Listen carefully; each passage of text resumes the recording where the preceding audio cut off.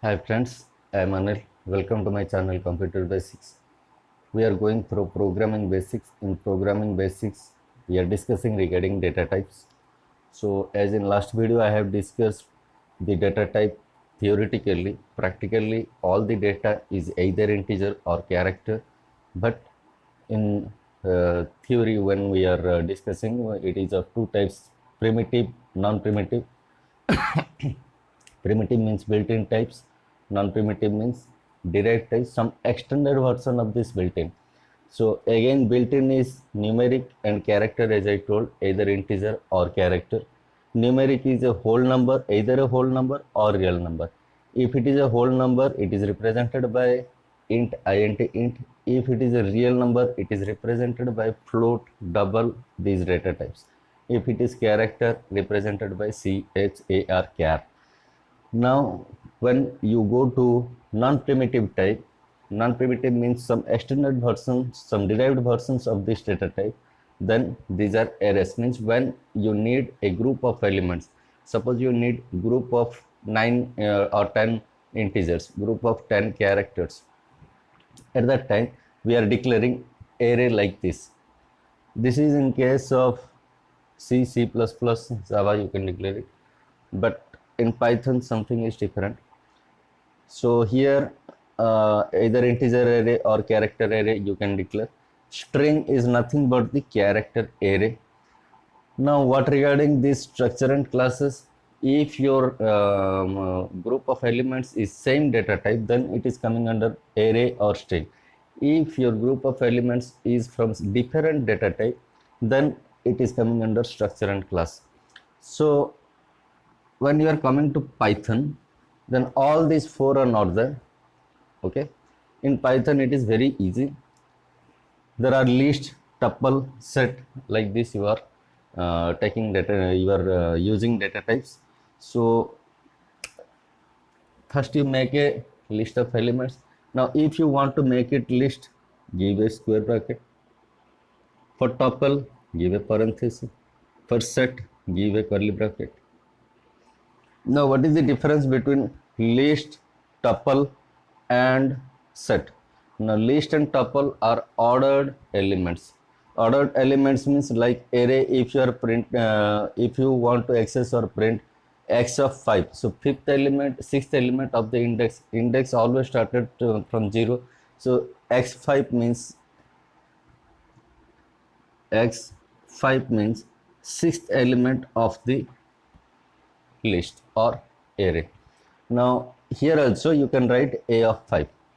Okay, here there are 0, 1, 2, 3 elements, so you can write a of 0, a of 1, a of 2, a of 3 in all the cases, in list, in tuple, and in set. The difference is that tuple is fixed, you can't change throughout the program.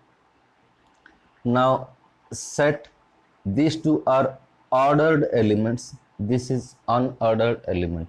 So ordered element means you can write like this, with index you can access. It is 0 index, 1 index, 2 index, 3 index. Okay, in case of list and tuple. But in case of set, it is not ordered. Okay, this is the difference between list, tuple, and set. When you are starting program, when you are in beginner phase, always my advice is to use list. So when you will be familiar with the 20-30 programs, then you use tuple or set or something else. After that, you use other data types. Okay, now these data types, when compiled, when your program is compiled, these data types are taking memory. Suppose I am writing int x is equal to 10. Now what happened in this statement? If you are writing int x is equal to 10 and you are compiling the program, then what happens? Your compiler will take, in case of integer, in case of C language, 2 byte, in case of C++, 2 byte, in case of Java, 4 byte. So what happens?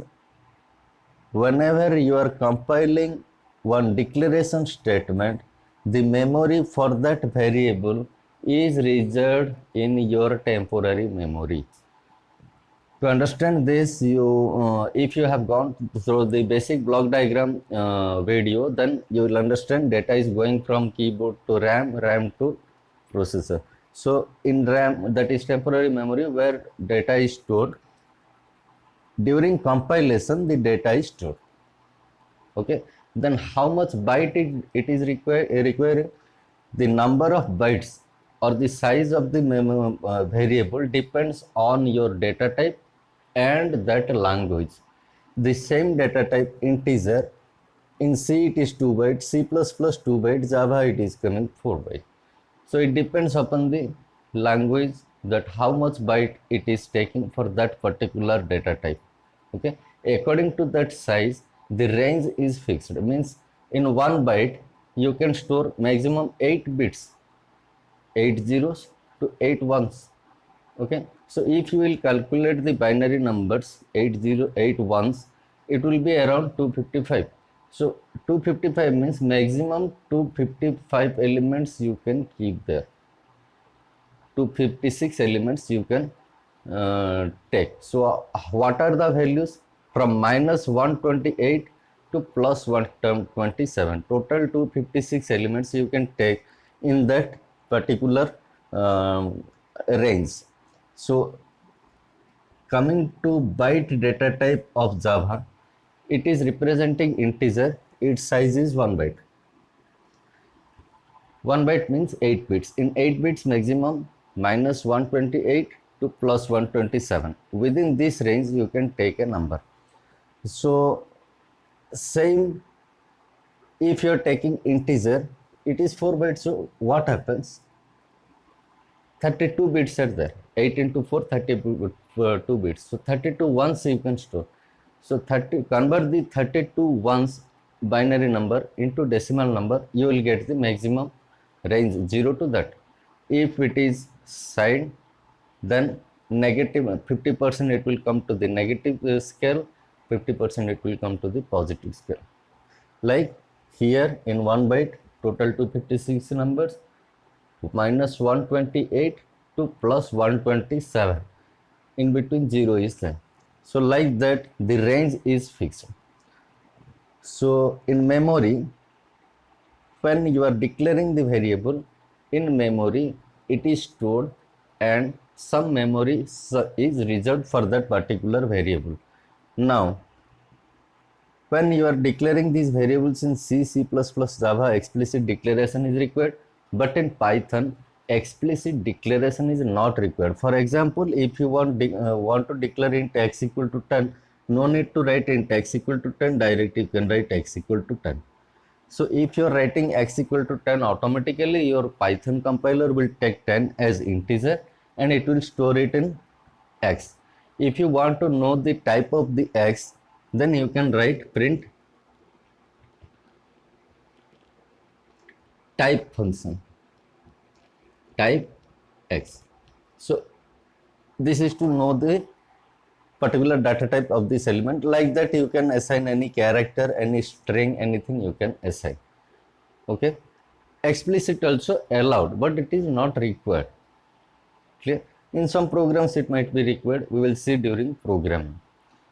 Generally, when you are declaring, explicit is not required. By default Python is taking, but in other languages C, C++, Java, explicit declaration is required. In C, declaration of the variables will be at the beginning only. Means inside the program you can't declare, that is not allowed in C, but in C++ and Java you can declare a variable anywhere inside the program. So that is the difference between the data types of different languages. As I told from the very beginning, that data type is the type of data we are entering as input. So either it is a integer or it is a character. To represent that integer or character, we are having so many data types. Okay, so for any type of clarification, go through the very video. If you are an engineering student, BCA, MCA or CBSE class 11th, 12th or any course, if programming is coming in your syllabus, if you want to learn programming, then definitely go through the video. You will get some new points. for today. Thank you.